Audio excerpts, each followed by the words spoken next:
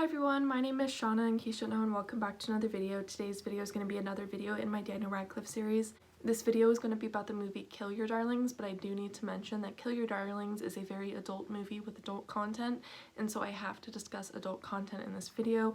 If you are not comfortable with that, or if you are too young to watch this video, there's no shame in clicking away. But without further ado, if you haven't clicked away yet, I hope you are okay with hearing about adult content. Let's get started. So there were three things I knew about this movie before I watched it, and these three things made me scared to watch the movie. So I knew that there was murder in this movie, and I have a hard time with movies sometimes because I am often interested in movies that are about like murders and stuff, but sometimes I get like way too scared and I can't handle them.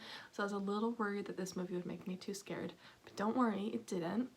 I knew that Daniel Radcliffe has gay sex in this film. And the way that people were describing the sex scene, I was like, is this like a predatory sex scene? Like, what the heck? It wasn't really predatory. It made me like a little uncomfortable, but it wasn't predatory and it was consensual.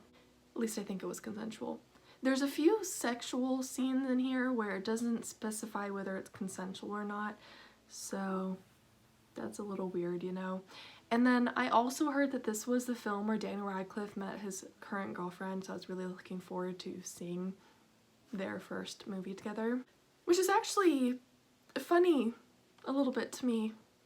Interesting, odd. I don't know how to word it. So I'm very happy for Daniel and his girlfriend because they've been together for such a long time and they seem like they really, really love each other and they really care about each other. But the only scene that they had in this film was his girlfriend giving him a, you know, I'm not gonna like explicitly say it, but if you know, you know. So very sexual, and he was just using the girl to like distract her so that they could like get something, you know. So it's very odd, but I mean, I'm happy for him and his girlfriend. It was just a very odd, like, this is the first scene that you're filming together, a very sexual scene, you know. Anyways, enough of that. I need to tell all of you the trigger warnings because there's a lot of them for this film. I mentioned earlier that some of the sex scenes, it's hard to tell whether they're consensual or not, so I'm just going to err on the safer side when I'm giving you the trigger warnings so that I try and include as many of them as possible, but I'm going to include some that are up for interpretation, I guess is what we call it. Since you can't see into the people's minds, specifically you can't see into Lucian's mind, you sort of don't know whether some of these things are consensual or not. Anyways, let me try and list them all off for you. There is multiple suicide attempts, there is sexual coercion, there is predatory relationships, like a relationship that started between a adult and a minor that sort of like continued and kept that predatory vibe to it throughout the whole movie. There is stalking, there is homophobia, there is internalized homophobia, there is murder obviously, and the one that is shockingly the most difficult for me to watch, attempted murder of a family pet. Yeah, I'll go more into detail on that later because I feel like this movie really could have been fine without that attempted murder scene. It made me really uncomfortable. Anyways, Kill Your Darlings is hard to summarize what it's about. It's been on my mind since I watched the movie. I stayed up late thinking about it. I woke up and I was still thinking about it, so it's a very thought-provoking movie. It's interesting because this movie is obviously about a murder, but it like immediately tells you who the killer is, so it's not a mystery. And the actual murder doesn't happen until almost the end of the film. So it's more like documenting what led up to the murder, and it's not focused on like the murder victim and the murderer, but it's focused on this guy Allen Ginsberg, and this whole movie is based off a real story. So Allen Ginsberg was a gay poet who is very famous for his poems. I haven't read any of his work yet. I don't know if I will because I'm not a huge poem fan, but I did find his story to be fascinating and I was reading stuff about him online. And so Allen Ginsberg and a couple other guys are like the creators of this new movement of a type of poetry and literature.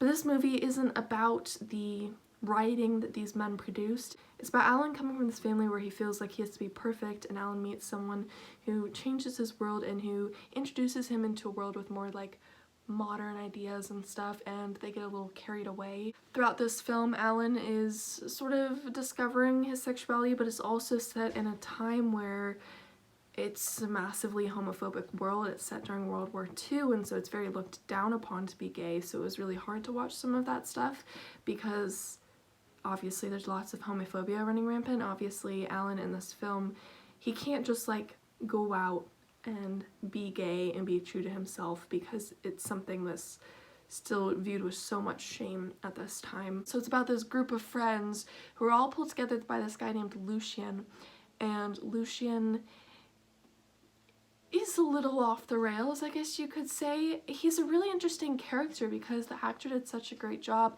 and it was so easy to like fall in love with him. I don't know if that's the right word. Like really admire him until things turn bad, you know? So it's really hard to summarize what this film is about, but I hope I summarized it well enough to get you interested in the film. There is some parts with like heavy poetry that really went over my head because I don't understand poetry. It's never been something that's really clicked with me. But like everything else about the film I really got and I understood. It's really complex because it is about a murder, but like the murder is somewhat justified. But what's not justified to me is what happened after the murder and how far the murder went, because it wasn't just killing. There was something like else that was brutal that happened. So it's an interesting film because it gives you a lot to think about, and it sort of blurs the lines between good and bad throughout a lot of the film. So it's a really interesting film, and it really shows that all of these people are flawed. I mean, all humans are flawed, and this movie really like goes into that. And even though technically the main character is Allen Ginsberg, who is an amazing well-known poet, Alan is also shown to have a lot of flaws, and it doesn't shy away from touching the fact that everyone has flaws even if they've done really good things in their life. So I found that to be really interesting. This film is just so complex and interesting. Oh, and one thing too that I want to mention is I keep saying that this film was really hard to watch, and part of the reason why is because every single relationship in this film is extremely toxic and unhealthy. There is not one relationship where I was like, great, you're doing great, you're a good couple. Every single relationship and every single friendship, I was like, this is so incredibly toxic that it's so hard to watch people thinking they're in love or thinking they found their best friend and then to just spiral out of control. It was really hard, but it was good. This is one of my favorite Daniel Radcliffe films now, and I do think that this will at some point become a classic film, that it will be a must-watch that people will have to watch for like classes and stuff because it is that influential and interesting and complex. The thing about classics though with both books and movies is I feel like there's a period of time after it comes out that people are like unsure of it, like they don't know whether it's good or not, but then eventually it'll make a resurgence and everyone will start studying it and obsessing over it, and I feel like that's gonna happen with this film. So I think all of the cast did an incredible job. I forget the name of the guy who played Lucien. I should probably look it up right now. Okay, the guy who played Lucien is Dane DeHaan. And so Dane is an actor that's really popular, that a lot of people love, and I understand why everyone likes him now. He was so incredible in this film, and even though his character was highly flawed and had a lot of issues, he made it so you could really care for his character until the very end. And then Daniel Radcliffe was of course incredible in here. I would say that this is one of Daniel's best performances. He did such an incredible job, and at no point did I feel like I was watching Daniel. It felt like I was watching Alan the whole time, which is the sign of a really good actor if you can only see them as that character when you're watching the film and not see them as the actor himself. I really loved all the costuming and hairstyles in this film. Specifically for Daniel Radcliffe, I loved the curly hair look that he had going on. Now, I haven't studied this time period very much, so I can't say whether like it's perfect and accurate to the historical period, but it seemed like that to me. But like, I'm not an expert, so I'm not the best person to judge that. I loved how there were so many like influential and amazing quotes in this film. When I was looking on Twitter to look up the name of this film, there was like one particular quote that everyone was quoting that I thought was so awesome. And you hear this quote that I think is so awesome at both the start and the end of the film. So it really drills in that amazing quote that feels so powerful, and it feels like a quote that people would get like tattooed on their arms and stuff. I'm not going to spoil it here because I think you should watch the film to understand the significance of that quote. I liked how the film made a choice that when there's flashback scenes, they were going to mostly play the flashback scenes backwards. So it's like you hit rewind on the remote and you're seeing it happen backwards. You're hearing the audio happen backwards. I found that to be a really interesting choice that I think worked really well for this film. I'm not always a hugest fan of flashback scenes when it's doing flashbacks to stuff that was happening previously in the film, but I think this choice to do the rewind made it so that I didn't mind the flashback scenes too much, because it wasn't like I was rewatching the same scene over again because the scene presented itself differently. One thing that I wished about this film is that I wished it would have gone more into Alan being gay. And I get that this film was more centered on the murder as opposed to Alan's identity, and I get that we're dealing with a time period where being gay is really like shameful and stuff, but I still wish it would have gone more into that, because the only sort of main gay relationship in this film now was a predatory relationship with sexual coercion. Sexual coercion meaning having intercourse to get something out of it. So it's technically not like consensual and for enjoyment purposes, because it's being used as like a payment for something. I really don't like sexual coercion, but it's like really hard to explain why it's wrong. But yeah, I wish that just it would have gone to Alan being gay more and would have had more positive gay representation. And that was part of the reason too why I was worried about watching this film, because I was like, are they gonna have positive gay representation in here, or is it gonna be all negative? I think that it isn't all negative, because it goes into Alan being gay a little bit, but the main gay relationship is very predatory. So I have one more thought to say that is a spoiler, but I'm just gonna like wrap up the non-spoiler section by saying that I think this film was an incredible film. I think it's hard to watch, but I think it's a film that if you can watch it and you can handle the topics in the film, you definitely should. I think this is just an amazing film that deserves all the awards in the world and more. I had a really hard time getting my hands on this film. Long story short, I basically kept trying to order this film off of Amazon, and I kept getting notifications from the people who listed it, and they were like, oh, we only have the European version of the CD, so it doesn't work on US CD players, and so, well, DVD I mean, so I kept having to cancel my order, and I was like, frick, I just want to watch this freaking film. And then I was just happening to like go through and do my like monthly check of what Daniel Radcliffe shows and movies are on different streaming services, and I went on Tubi, which is a absolutely free streaming service, which I really like that streaming service. I mean, it isn't the best streaming service in terms of like quality and there's like ads and stuff, but it's free. And I was like, Kill Your Darlings is on there? Oh my gosh, I have to watch it right away. So I finally got to watch this movie after trying to watch it for such a long time. I think this movie deserves all the praise that it gets, and if you can watch it, that's fantastic. If you can't watch it, hopefully I gave you a lot of information so that you can understand this film a little better. And if you can't watch it but you're interested in Allen Ginsberg, I highly recommend looking him up and reading his story. And obviously he's written poems, so you could read his writing if you want to.